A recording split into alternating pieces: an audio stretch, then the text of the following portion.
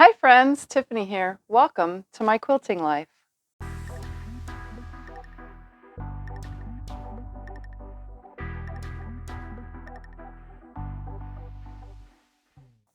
So in today's video, I'm going to show you a bed turning.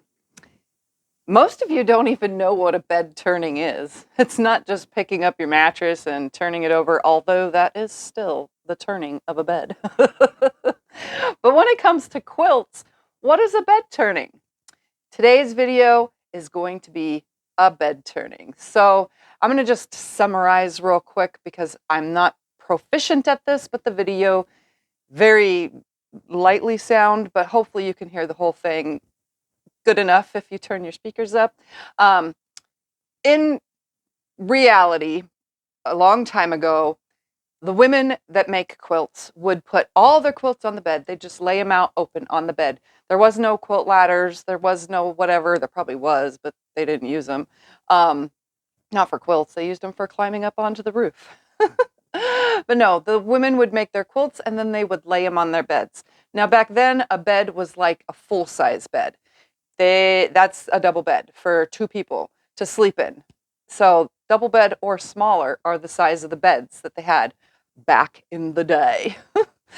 So she would make her quilts, she would put them on her bed, and when company would come over, or her friends, her girlfriends, or other quilters or whatever, they would come in and she would have her husband maybe or another friend help her, and they would lift the quilts and show the quilts and then roll it down and lift the next quilt, show the quilt, and then roll it to the end of the bed and then lift it, and so on and so forth, and tell the story about each and every single quilt, how it was made, what technique maybe, if it's other quilters in the room, or just things like that.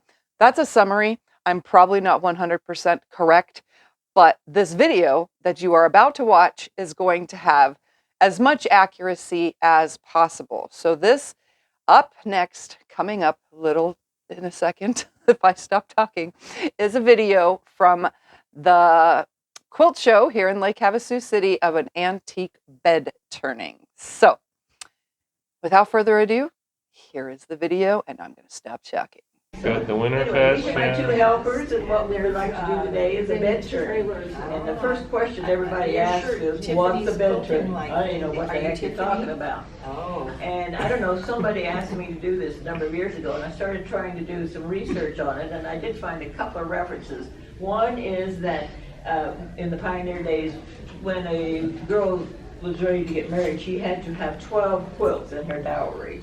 One of them was hers, her bride's quilt that she made, and then the others, you know, they do in the bees, or they would also get together and sew them, and or gifts or whatever. And then after she was married, when they would go to visit her at her house, they'd always say, "Oh, I want to see your quilts."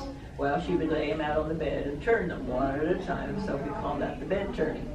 And then another reference I had found was the Amish used the beds like this and stacked the quilts on them, and then they would have the gentleman hold them up for the auctions when they would auction off the quilts. So they didn't have racks like we do here in the show, except that worked until one day they unracked all the quilts and there was a little sleepy gentleman at the bottom of the quilts. Now you can buy that if you want to, but I don't know for sure about that one. And then one of the girls yesterday said she had even read that Martha Washington did this because George was always bringing guests to Mount Vernon. And they'd always say, and she was a prolific quilter. I have seen some of them. I lived close to Mount Vernon.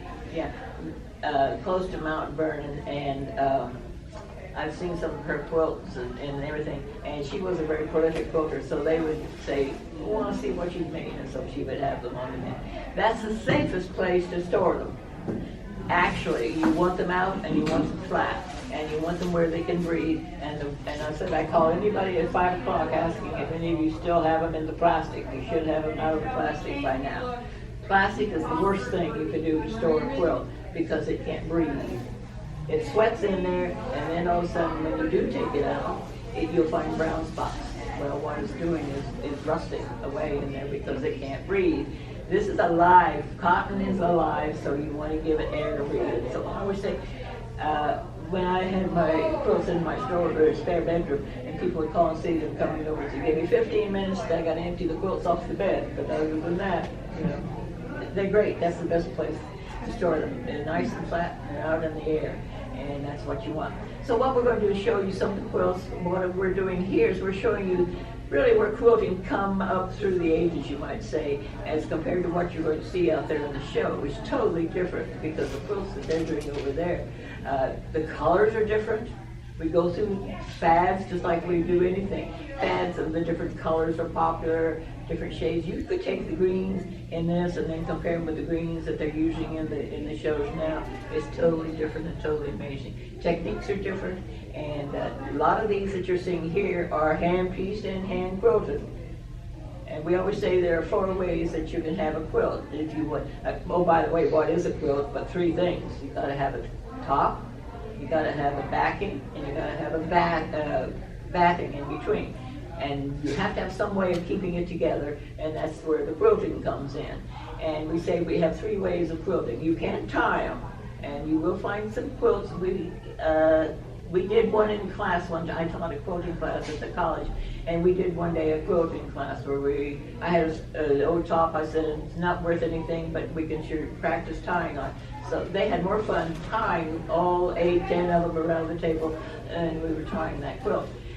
You can hand piece it, or hand quilt it, which is what you're going to see several of them here today. You can quilt them on your own domestic machine, as long as you have a lot of patience, but you got to remember figuring out how to get all that fabric under the throat of the machine. Now they are beginning to build domestic machines that have got a 12-foot throat, better than the 6 that we have now, and they're made for quilters if you want to do the quilting at home. And those machines are a little more expensive, of course, and all that sort of stuff. Then my favorite way of all is to quilt by check, and that is you send it out to the long hours and you check and get it back. And so that's my favorite way of doing it, and it works. So anyway, let's look at some quilts. This top one that I'm showing you, this is mine, it's one of my quilts, and this is a quilt that was made out of 1 piece of fabric. I just had several yards of it, and there's a sample of the fabric. That's what it started out as. But then as you stack, every fabric has a repeat. Anyone who has done anything in sewing, you know that when you're along your selvage edge, if you would lay it out on the table, you can sit and see where the design repeats itself. And you look, if you haven't done that before, look, because you'll be amazed to see how the printers have the print the design. They don't have enough to print the whole 25 yards at one time, so they repeat it again and again and again. Now I have seen them as skinny as 8, and I have seen them as large as 24 repeats. Now if you're doing a 24-inch repeat, to do something like this, you've got to stack 6 or 8 of them at a time. You've got to have a lot of yardage. Now at 8 inches, you can get them out, a lot less. But what you do is you stack all of them together so they're perfectly matched. Then you sit and cut those blades out.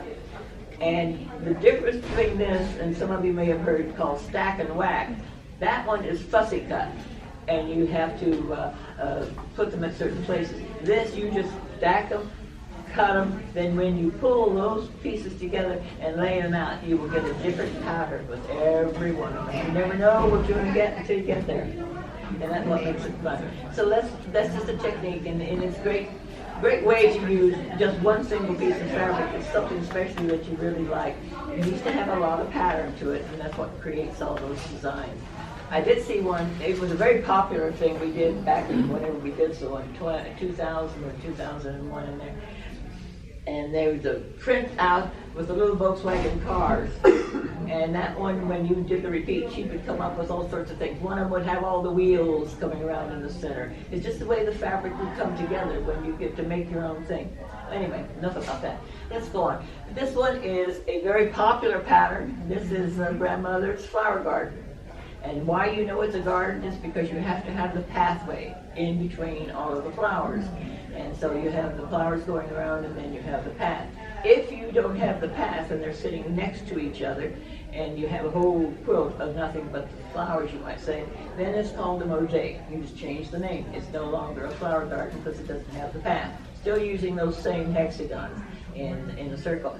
Hold it up a little higher and see if they can see the center.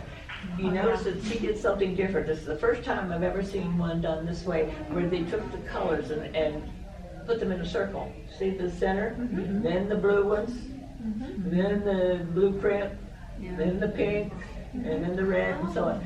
Neat. That's the first time I've ever seen it done that way, where usually they just scatter them around to have the blooms around. So that was totally different with that one. So that was fun to see. How old is that one? These are all the grandmother flower gardens that we have, or most of them were out of the crazy, or the 1930s fabrics. Oh, wow. And, that one's well worn. yeah, you can tell that one's been around the horn a while. See the fringing down there, that's our problem. It is one of the, I'm going to talk about 3 patterns. That's number one, that the 3 most common patterns out of that 20s, 30s era, everybody was doing them. That's the grandmother's flower garden. The next one you see coming up is the double wedding ring. Oh, beautiful. And that's very often given to the bride. That would be one of her wedding quilts. There are many that would be given as a gift of the double wedding ring. And what is interesting about this one is the colors. Usually I've seen the double wedding ring many, many times, but it's always been in bright colors. This is the first time I've ever really seen a pastel one where you've done all the soft colors like this. So this makes this one very interesting, and it's fun. Now, a lot of people, I'll talk a minute about money. A lot of people think, oh, a grandma's flower garden, I can get a lot of money for selling that quilt. That's enough to put my son through college. And I always say, yeah, you probably could buy his first textbook with it. Because so many means that there's a lot out there, and they're not going to be very expensive, and they're not go for much. Now this one, double wedding ring, yes, very popular pattern, yes, but it is different. She's not the same as everyone else. Now this one has a chance to be up from, maybe she could get 2 textbooks out of this one because it was put together a little differently. So you have to think about all those things if you want to buy and or if you want to sell them. Okay, that's the double wedding ring. Then our third pattern that we have, oh my, watch the quilting as you go through. You can see where you can see what patterns are using in the hand quilting and so on. The third pattern that we have is the Dresden plate. So those are the 3 most common patterns. You'll see many of those. If you start studying 20s and 30s quilts, these are what you're going to see. And this one is done, now you notice the one that I did in the beginning, it's called with the Dresden plate, had the peaks. This one has all the rounded ones. And then you can see the block that has a rounded and a peak, a rounded and a peak in there. So there's all variations thereupon. But this is the one. And I had one that like that I found that almost looked almost like that at a yard sale. And when I got it home and really looking at it, I found a 12-inch strip of muslin sewn on the back of it. And I'm thinking, what in the heck is this? Why did they put that on there? So I ripped it off. Till I started researching about it, and I found out 2 things. Where do you pull the quilt up by? Where do you pull it up all the time? You're always pulling it up with your hands, so that it was protection. The other one was the fact that that's where they would put grandfather's beard, so it wouldn't That's pretty good. Oily beard didn't go with the quilt. So I had to go back and sew it back on again. So I learned my lesson. The next one is a very beautiful quilt. Again, look at the amount of quilting you see in there, lots of quilting and frills and so on. This is called Daisy, and lots of quilting in here. You notice this is called cross-hatching. When you do this kind of stitch, you're just doing crossing across, back and forth. It's a fun one to do. I like to do cross-hatching as a hand quilter. I like doing that one. It's fun to do, and it's fast because you just go in a straight line. And guess what you make the lines with? Good old blue painter's tape. And 2 things. I hate marking quilts because then you've got to figure out how to get the markings out. And so with the painter's tape, all I do is put the tape down, stitch on each side of the tape, move the tape over. I can usually get about 4 or 5 lines out of the tape before it dies out on me, and then I have to pull out another strip. But it works, and it's a great way to use it. And you notice that she used the flowers all the same. Look at it. The yellow's in the same place. The colors are around the wheel, basically doing all the same all the way around. And so it's an interesting way to do the pattern. Now, how quilting and close you do it is very important back in those days, especially because the battings they used were usually just pieces of cotton that were just sort of stuffed together. I mean, they just laid them together. What we get now for batting is what they call needle punch. It's been punched with a lot of needles so that it will stay together. Now, if any of you have picked up an old quilt and found lumps, Yeah? Okay, that's the batting warmed up together because it wasn't quilted tight enough. And now it's beginning to fall, start reclogging itself together. So that's why you'll see older quilts like this, a lot more quilting in them than you will, that we have to do nowadays. And so this is what's interesting about it. Okay, thank you, beautiful.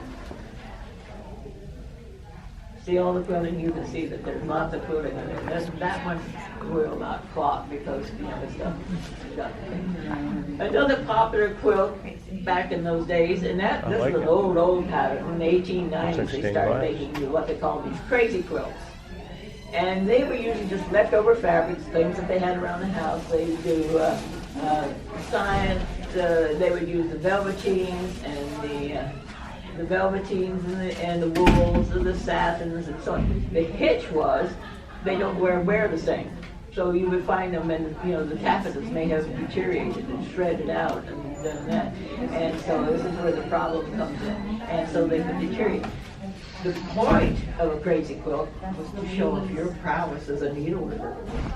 That's what that was the whole point of a crazy quilt, was to show how good you were with a needle, because all of those blocks, every one of those pieces of fabric is bordered by a embroidery stitch, and they're not the same. They're not the same all the way through. If you sit and look at it, you'll see different stitches doing. Some of them take a lot of time to do. They're really close knit stitches and so on. But that's what they were checking. See how good of a needleworker they were. So if you find one, and that sort of thing. Okay, there's something else that you will see here. Now, because she has all that embroidery work on the front, the quilting is not going to show up much. This is called chishiba when you do this kind of quilting. This is a white thread. I've only seen it done on the navy blue like this for it to show up. It is a Japanese technique, and it's big stitch. It's not little. This is called a big stitch. A true hand quilter, now I can't do it. You do it by, first of all, quilting needles are short, not long, they're short. Shorter than anything you would use in sewing. And so you get the needle in your hand and you're rocking in and picking up your stitches. I can do 6 usually. A good Amish quilter can pick up as many as 10 or 12 on a needle before she pulls it through. Now, if you can do that, you're good, because that means you've been able to get on a small needle, and those stitches are going to be small. Now, to say how many you get per inch, that's not as important anymore. They keep saying it's how even are they. Do you do short and long, or are they all the same size, or about the same size? That's what's more important anymore, than rather to say that you can do 10 or you can do 14 stitches to the inch or whatever. And so, but with the big stitch, that is showing up the pattern totally different, because it's very obvious as what you're doing with it. And so it's an interesting technique, fun to do. So is that done before they do the stitching on the front? Sometimes, Okay. because see, that did not go through. Yeah. See, that would not come through in the other. Yeah, okay. Yeah. Oh. So that I is see. You have to have some way of hooking all of them together. So she functioned and did it through that. Okay, this is another pattern that's very popular called the Irish chain. And you can see them in different widths. You've seen a single Irish chain, there's just one loop, usually a bigger square when you just do one. And then there's a double Irish chain where you have 2 before you make the chain start. And this one is a double triple because it's 6 across. But these are small squares. This is started out, it looks like it started out 1.5 inches down to 1 inch. I don't think they're 2 to 1.5. I would guess. Looking from here, I would say they're inch measuring. And but it's a great way to use up your scraps, and that's what a lot of them would do. But it also at the same time makes it very hard to date fabrics then in the quilt. You say, oh, what is this date on this quilt? Now, number 1, the date of the quilt, it depends on the last day you put the stitch in there. It's not when you started it do you get the date in front. You gotta say when it was finished. And sometimes there's a long gap in between. Some of you are shaking your heads. Gee, I wonder. I know, my first quilt I started in 1883, I finished it in 1999. I know, which I spent, well, I couldn't find the sashing I wanted, and so it got put back until I finally got it finished. But anyway, so that's why it makes it so hard to date the quilt, because these can be scraps that you've had for a long time and put together. So this is what makes it very, very difficult. I have yet to see a pure Irish chain where you sit and went out and bought the fabric and that's what you made the quilt out of. Irish chains are traditionally scrap quilts that you're using up your scraps you've got sitting around in the house. So it makes it hard. And ideally, we do hope that there are labels on them. A lot of these labels are been put on by the ones now who own the quilts, because I've yelled so much. You get a label on there. If you know anything about the quilt, put it on there, because the next generation is not going to know anything about it. And so that's where we get some of the labels. This one was a number of quilts, and there are some of the same ilk of quilts back there on the table, and you certainly are welcome to look at those, and don't need gloves to touch those. This was a pattern called, I had to look it up, Lovers, True Love Not Chain. That's what it is, True Love's Not Chain. I don't know where all that came from, but I'm getting the chain look going across and so on. It was based by a foursquare, and I want you all to learn always to look at a block quilt and say, where's the block? Where's the block? Do you see the block in there? Well, the block, the blue one, or the purple one, or the pink one, obvious, you see it. And it's based on a foursquare premise there. And that's how you get that. He's a gentleman about 75. He said he found these in his grandmother's trunk. He didn't know anything about them. He brought them to us, and could we tell him about them? But he said, I do remember as a little boy, I was the one who had to sit under the quilting rack and push the needles back up when they would drop the needle. He would have to be under there all afternoon while they were sitting there. But he said, oh boy, did I have stories to tell. And you're saying that's not reverse application? No, that is piecing. That is piecing. Uh-huh. Yeah, all piecing.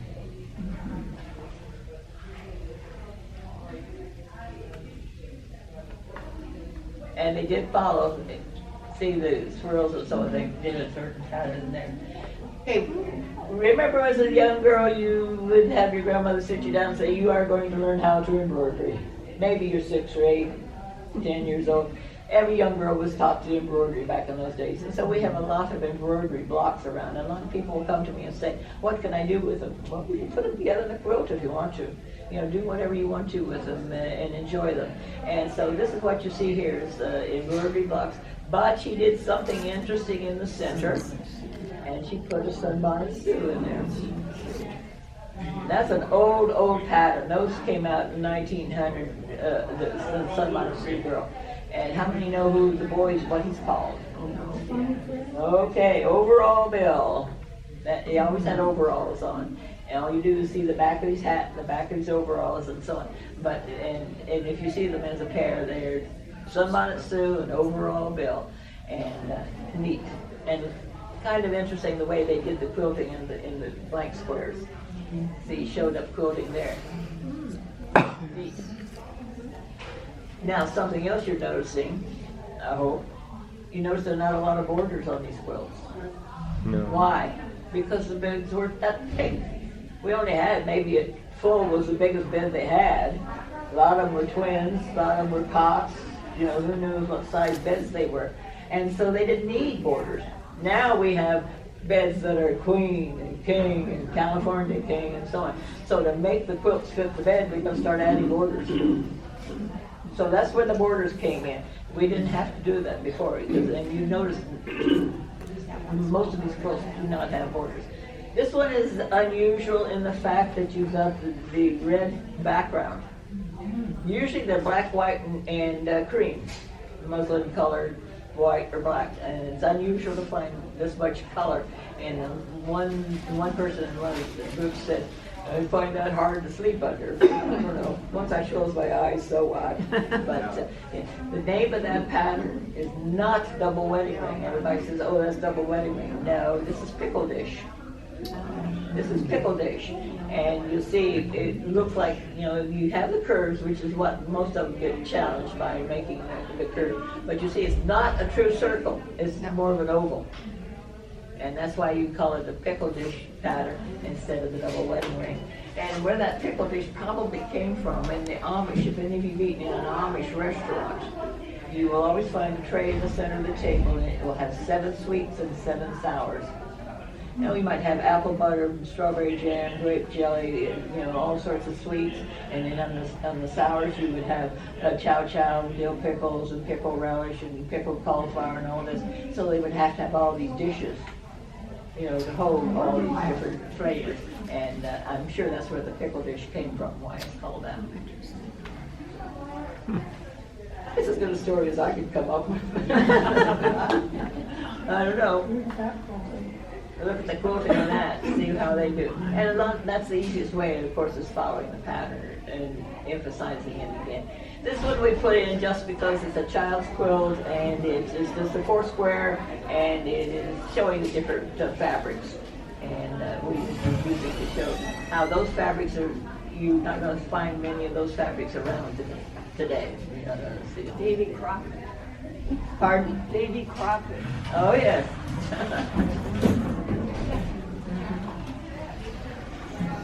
Now, this was what threw it. As soon as we laid this over, people's eyes started going, what is that for a backing? Well, we finally have decided that it's probably a curtain or a drape. You had to use what you had around the house. You didn't have a bookstore down on the corner to go down there and buy some backing fabric. So you used what you had. And my guess is, and we sort of agreed that had to be either a curtain or a drapery of some kind. This one is the grandmother's flower garden. This one is more, as you see, the flowers scattered. Very well done. This is a beautiful one, and a larger one. This is one of the largest ones that I've seen done in the grandmother's flower garden. I don't know, do we have a label anywhere that would give a date on it? This one, I'm not certain. Oh, There it is. Grandma's Flower Garden Antique Quilt, pattern Grandma's Flower Garden. 82 by 95. This quilt was all hand quilted around 1925 by Helen Jane McConnell in Dadeville, Missouri. 25 This in quilt was Missouri. appraised and documented as almost perfect for its age. Helen Jane McConnell was born January 8, 1902 in Dade County, Missouri. When Helen passed away, her daughter Geraldine McConnell King, born on June 18, 1920, inherited. Geraldine then gave it to her granddaughter, Jennifer Lake King, born January 31st, 1965, the daughter of Kenneth Wendell King, born February 14th, 1939. okay. So that was done in the 20s. So we can elongate that one because we know now that it has the history, and that's what you want. Now, I also want to point out in this one is the 3 most popular colors that you're going to find in that era of time. Bubblegum pink, poison green, and cheddar yellow. Those 3 colors are often you'll find them in that, and it's those shades of color. That's the shade that you're looking at. I mean, they're bright, they're obvious colors and so on, and you would see a lot of them. We had one quilt one time here that was all cheddar yellow, and I mean to tell you, you had to have your sunglasses on for that one, because it was bright and interesting to use that way. But this one is a beautiful grandmother's flower garden because it still has a pathway, and she also kept the path all the way around. Notice how the edges didn't square things off, but she followed the points all the way around. And lots of quilting on there. See that? She followed the pattern of the quilting, and that's a common way to quilt. I hate marking them, and that's what I said. If I can figure out a way, if I either follow the design or use the painter's tape, because I hate marking, because I hate trying to figure out how to get the markings out, and that's where I get frustrated. And so, this is another pattern that was very common. As I said, the pattern is an oldie, but we never know. And this was a common block that the girls would have to make. They would like to make the Bonnet Sue. And maybe you're 10, 12 years old. I've had people come to me and said, oh yeah, I made this when I was 10 or 12, making this block. But sunbonnet. But this one is nice because it has some interesting embroidery touches to it. Look at the black bonnet over there that shows up and so on. And then hold it up a little bit higher. You'll see how it was interesting the way it was placed. See, you've got a center, and then you've got the star points around it, and then another big going around. And so an interesting way to put it together rather than this straight 4 across, 5 down type thing, which a lot of them did. And you did have a little bit of a border, but we still are not talking a big quilt. See, that still would not fit a full bed even. So this is more like a lap quilt type thing. Okay, now get ready with your sunglasses for this one, because we did use one of those colors. Only that color, and here we come with bubble gum and so she lets me use this one. She's had this up before. She came to me and said, "What is the name of the pattern?" And now that she knows the name of the pattern, she says, "Why did they ever name them that?" And I said, "I don't know. Who knows where these patterns come from?" Have you ever heard of hearts and gizzards? That's the name of that pattern. The block is a full square. The circle is the center, and then you go out and around from that. See, that's the whole block. And so you have the part that kind of looks like a heart and kind of looks like a gizzard. I don't know. You really have to stretch your imagination on that one. And why they named it, she goes round and round. Why in the world do they name it hearts and gizzards? And I said, well, we fought for the gizzards in our family, but you know, it depends. The border on this one is interesting because that's what they call the ice cream border. See, it looks like ice cream cones. And then the fans in the corners. So they did something a little different with that one. Very nicely done too.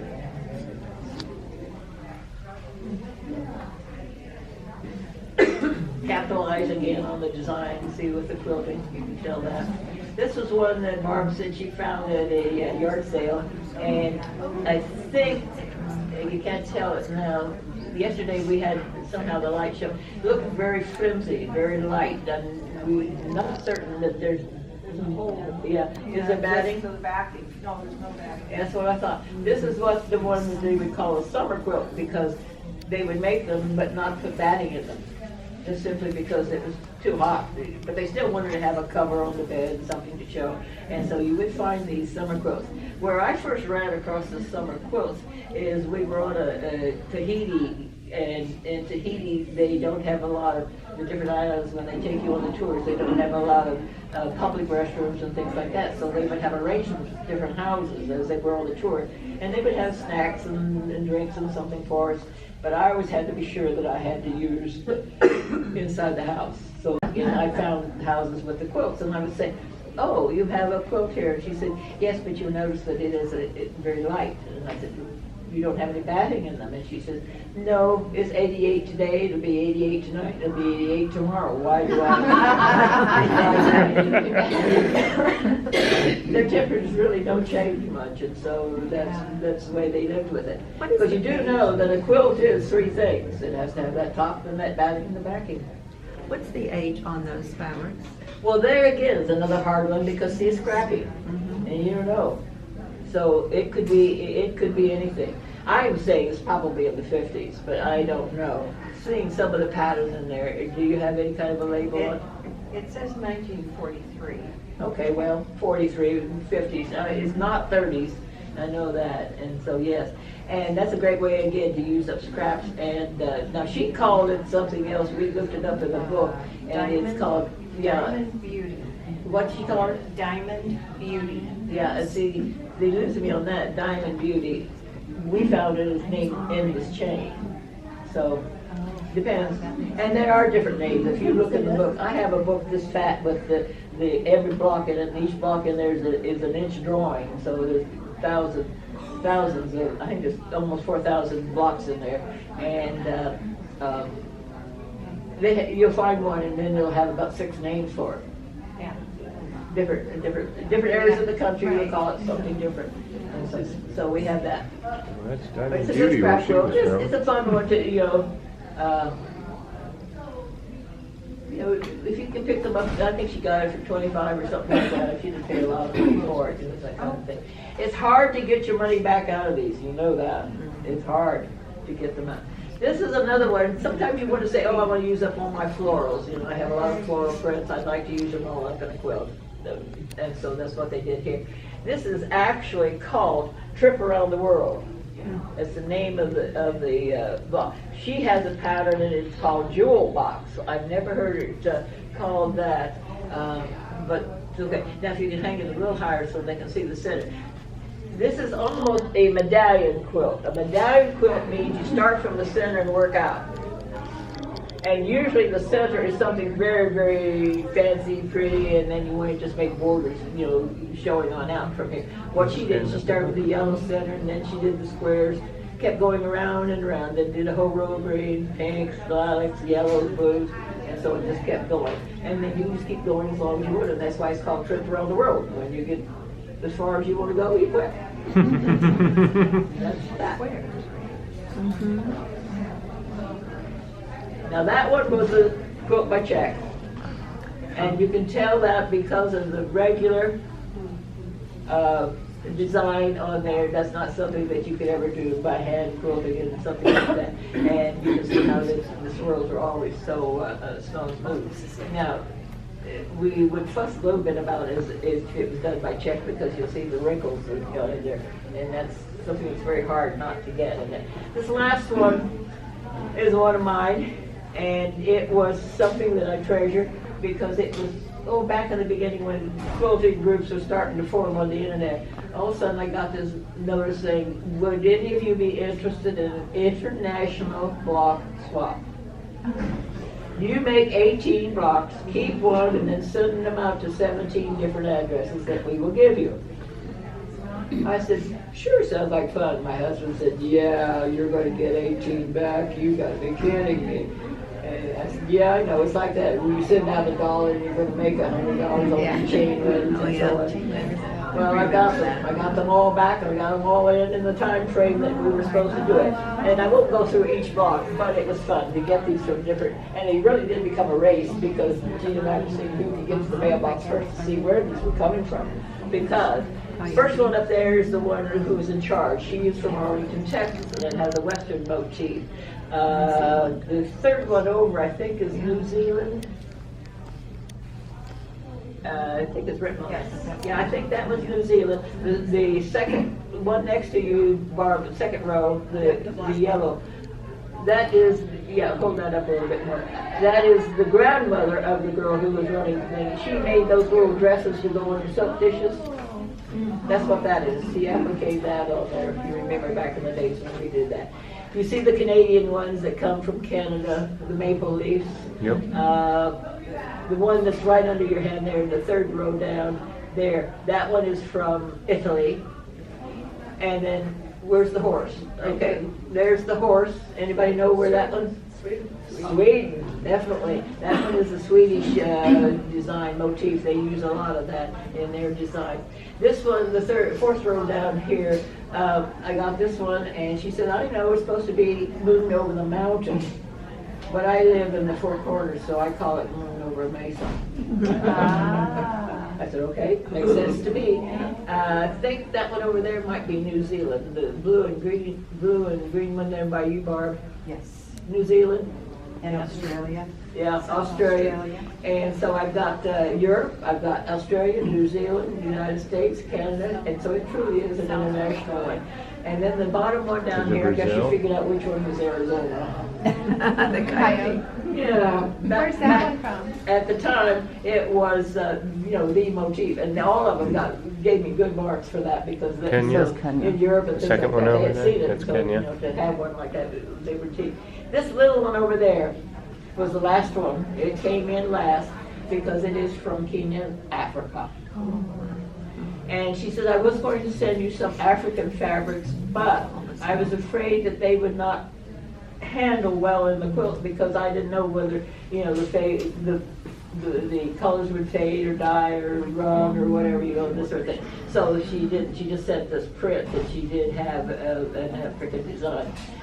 But and the reason it was last is because, I'm sorry, but for us to ship out of the country, UPS comes once a month and they start lining up 24 hours ahead of time.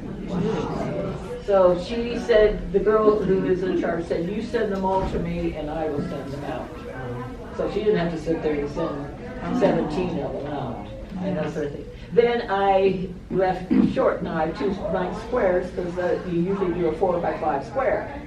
So I put what it was over here, and you can do all this on the computer, which is fun. Print labels on the computer. So I did that, and then over there is the names of everybody in the countries that they're from or where they're from and doing it. Then my struggle was, and this is where it sat for a couple of years, how in the world do I put all these blocks together? You know, I mean, we're talking so many things, different things. What am I going to do? What's the connection? The Olympics came on, and they were talking about the 5 rings, black, red, green, yellow, and blue. What's the significance of the 5 rings in those colors? Every country has at least one of those colors in their flag, which I didn't know. Never heard that before. I didn't know that either. Of course, why not? Because then that represents, every country would be represented. So I did, I mean, the red, black, green, and so. Put the mitered corner in, and I did fine until I get to the mitered binding, and then that became a bit of a struggle. And so Mr. Jack the Ripper and I became good buddies. Anyway, that's my international quilt, and I really enjoyed it. And that's what I say about quilts. All quilts have a story. They have a tale to tell, and it's always fun to know a little bit about where they came from, how they were made, why they were made. And a lot of them are utilitarian. A lot of them where they put their soul into them, and this was something they wanted to pass on, and so on. But they're great to show. I'm glad that you are here, and I hope you enjoy the rest of the show. So, I hope you enjoyed that. It was very interesting, right? It's a bed turning. That is the bed turning. So, thank you, Phyllis. You know who you are out there. She is the one that was talking and telling all the stories about the quilts. That's Phyllis. She's in the Lake Havasu City Quilters Guild. And then the 2 helpers, I did not get their names, but they were volunteers, and they were the ones holding the quilts up. So thank you guys. Thank you to the Lake Havasu City Quilt Show. You guys all did such a wonderful job. And this bed turning, keep it around because I love it. So thank you guys for watching this video. I hope you enjoyed it, and I will see you in the next video. Bye.